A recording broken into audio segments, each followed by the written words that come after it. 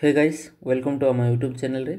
आज आम +3 second year third same उद्दिष्ट कोर पेपर 6 इंटरनेशनल पॉलिटिक्स रो प्रथम यूनिट रो 5 नंबर लॉन्ग क्वेश्चन डिस्कशन करिबा।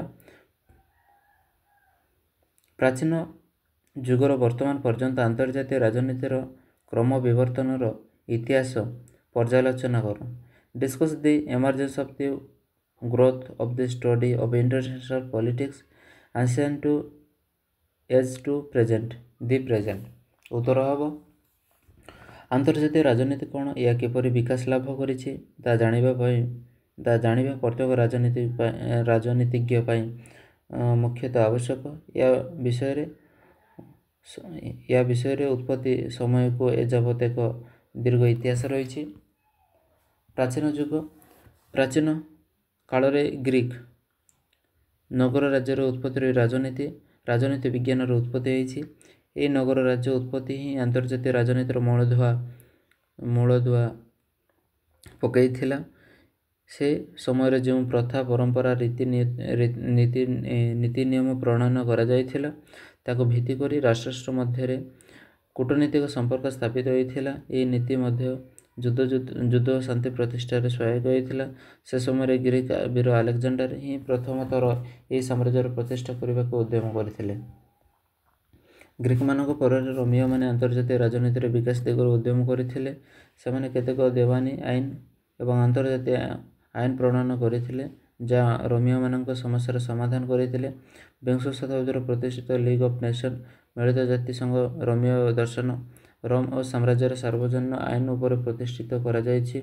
मध्ययुग रोम साम्राज्यर पतन पर एक प्रकार राजनीतिक अस्थिरता सृष्टि होता। से प्रथम प्राचीन युग। एवं जाना मध्ययुग रोम साम्राज्यर पतन पर एक प्रकार राजनीतिक अस्थिरता सृष्टि होता। मात्र मध्ययुग शेष भाग को अंतर्जातीय राजनीतिर विकास लाभ कर विकास प्रक्रिया चालू रहा। सामंतवादी प्रभाव विस्तार करथिला एवं एतुरु मुक्ति पाइबा छोट प्रिंसिपालिटी गठन करा जायतिला। यूरोपीय क्रिश्चियन धर्मर प्रसार पर रोमर पॉप क्रिश्चियन साम्राज्यर मुख्य हेले। इतिकी बेले चर्च और राष्ट्र मध्यम विवाद देखा देइतिला एवं चर्चर प्राधान्य बलवत्तर रहिला।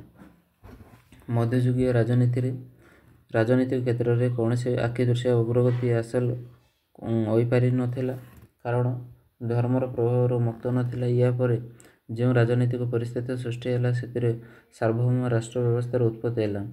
एवं जाना आधुनिक युग विषय। आधुनिक युग राजनीतिक राष्ट्रगुड़िक चर्च और धर्म प्रभाव मुक्त होगा पर जातिभित्तिक राष्ट्र सब सृष्टि हेले एवं आधुनिक युगर उत्पत्ति है। सार्वभौमत्व और जातीयतावाद यह राष्ट्र व्यवस्थार दुईटी मुख्य उपादान बोली विचार करागला।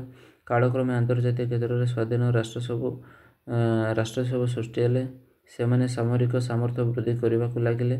युद्ध नीति कौशल क्षेत्र में अग्रगति है। राष्ट्रगुड़िक निजर सीमा संप्रसारण व्यस्त रहिले एवं विभिन्न प्रकार मरणास्त्र निर्माण कले। यूरोपर संगठित शिल्प विप्लव अंतर्जातीय राजनीतिर विकास को प्रभावित कला। 17 शताब्दी पर्यंत यूरोपीय राष्ट्र माने निज मध्य युद्धरत थे। यह अंतर्जातीय राजनीति को परिपुष्ट करथिला। एवं जाना वर्तमान युग विषय।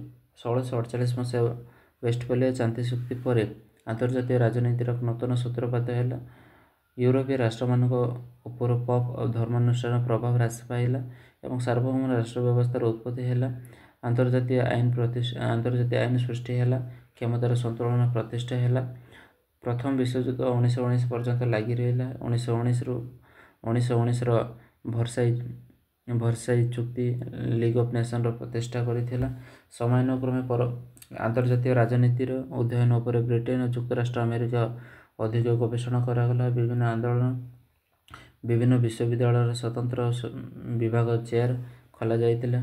1923 रे वेल्स विश्वविद्यालय अध्यापक सीके वेबस्ट तांको स्वागत भाषण देला बेले अंतर्जातीय राजनीति अध्ययन पर कौन से विधिवत व्यवस्था नथिबारु कथा स्वीकार करगला। एपरि व्यवस्था थिले हुए तो प्रथम विश्वयुद्ध निराकरण କରାଯାଇଥାନ୍ତା ବୋଲି ସେ ଆଶା ପୋଷଣ କରିଥିଲେ। 1919 ମସିହାରେ ଆମେରିକାରେ ଏ ସ୍କୁଲ ଅଫ୍ ଫରେନ୍ ସର୍ଭିସ୍ ଓ 1942 ମସିହାରେ କାଲିଫର୍ଣ୍ଣିଆରେ ଏ ସ୍କୁଲ ଅଫ୍ ଇଣ୍ଟରନ୍ୟାସନାଲ ରିଲେସନ୍ ପ୍ରତିଷ୍ଠା କରାଗଲା।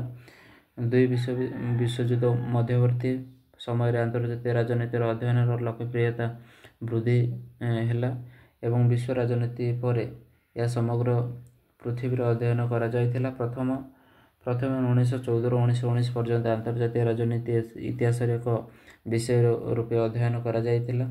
ଐତିହାସିକମାନେ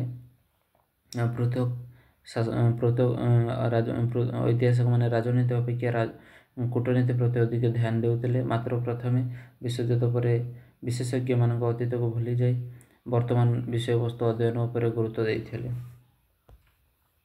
ଏହାପରେ ବି ସେମାନେ ଆନ୍ତର୍ଜାତୀୟ ରାଜନୀତି ଉପରେ କୌଣସି ସିଦ୍ଧାନ୍ତ ସୃଷ୍ଟି କରିପାରିନଥିଲେ। ଏତିକିବେଳେ ଲିଗ୍ ଅଫ୍ ନେସନ୍ ପ୍ରତିଷ୍ଠା କରାଯାଇଥିଲା ଏବଂ ଆନ୍ତର୍ଜାତୀୟ ଆଇନ ସଂଗଠନ ଉପରେ ଗୁରୁତ୍ୱ ଆରୋପ କରାଯାଇଥିଲା। ବିଶେଷଜ୍ଞମାନେ ଯୁଦ୍ଧ ପରିବର୍ତ୍ତେ ଶାନ୍ତି ପ୍ରତିଷ୍ଠା ଦିଗରେ ଅଧିକ ଧ୍ୟାନ ଦେଇଥିଲେ। ଜାତୀୟତାବାଦ ପରିବର୍ତ୍ତେ ବିଶ୍ୱ ଭ୍ରାତୃତ୍ୱ ଆନ୍ତର୍ଜାତୀୟ ସମ୍ପ୍ରୀତି କ୍ରମେ ଲୋକପ୍ରିୟ ହେଲା। ଦ୍ୱିତୀୟ ବିଶ୍ୱଯୁଦ୍ଧ ପରେ ଯେଉଁ ଧନଜୀବନ କ୍ଷୟକ୍ଷତି ହେଲା ତାହା ମାନବ ଜାତିକୁ ସ୍ତମ୍ଭୀଭୂତ କଲା। ଏଥିପାଇଁ ରାଷ୍ଟ୍ର ସବୁ ଆନ୍ତର୍ଜାତୀୟ ରାଜନୀତି ବ୍ୟବସ୍ଥାର ପ୍ରତି ଆକୃଷ୍ଟ ହେଲେ। ନୂତନ ଭାବେ ସ୍ୱାଧୀନତା ଲାଭ କରିବା ରାଷ୍ଟ୍ରମାନଙ୍କ ନିଜ ନିଜର ଜାତୀୟ ସ୍ୱାର୍ଥ ସାଧନ ପ୍ରତି ସଜାଗ ରହିଲେ। ଏହା ଫଳରେ ଆନ୍ତର୍ଜାତୀୟ ରାଜନୀତି ଅଧ୍ୟୟନ କ୍ଷେତ୍ରରେ ଏକ ନୂତନ ଦିଗ ଉନ୍ମୋଚିତ ହେଲା। ଆଣବିକ ଶକ୍ତି ଅସ୍ତ୍ର ପ୍ରତିଯୋଗିତା ଆନ୍ତର୍ଜାତୀୟ ରାଜନୀତିର ଗତିପଥକୁ ବିଶେଷ ଭାବରେ ପ୍ରଭାବିତ କଲା। ସମ୍ପ୍ରତି ଶୀତଳ ଯୁଦ୍ଧ ପରିସମାପ୍ତି ଘଟିଛି। 1992 ମସିହା ସୋଭିଏତ୍ ସଂଘର ବିଳୟ ପରେ ଆମେରିକା ଯୁକ୍ତରାଷ୍ଟ୍ର ଏକମାତ୍ର ବୃହତ ଶକ୍ତି ରୂପେ ବିଶ୍ୱ ରାଜନୀତିକୁ ନିୟନ୍ତ୍ରଣ କରିଛି। ଏହା ବ୍ୟତୀତ ଚୀନ, ଜାପାନ ଓ ଜର୍ମାନୀ, ଫ୍ରାନ୍ସ, ଇଂଲଣ୍ଡ, ଭାରତ ଆନ୍ତର୍ଜାତିକ କ୍ଷେତ୍ରରେ ପ୍ରାଧାନ୍ୟ ବିସ୍ତାର କରିଛନ୍ତି। ଆନ୍ତର୍ଜାତୀୟ ରାଜନୀତିକୁ ଏବେ ଏକ ସ୍ୱତନ୍ତ୍ର ବିଷୟ ରୂପେ ଅଧ୍ୟୟନ କରାଯାଉଛି।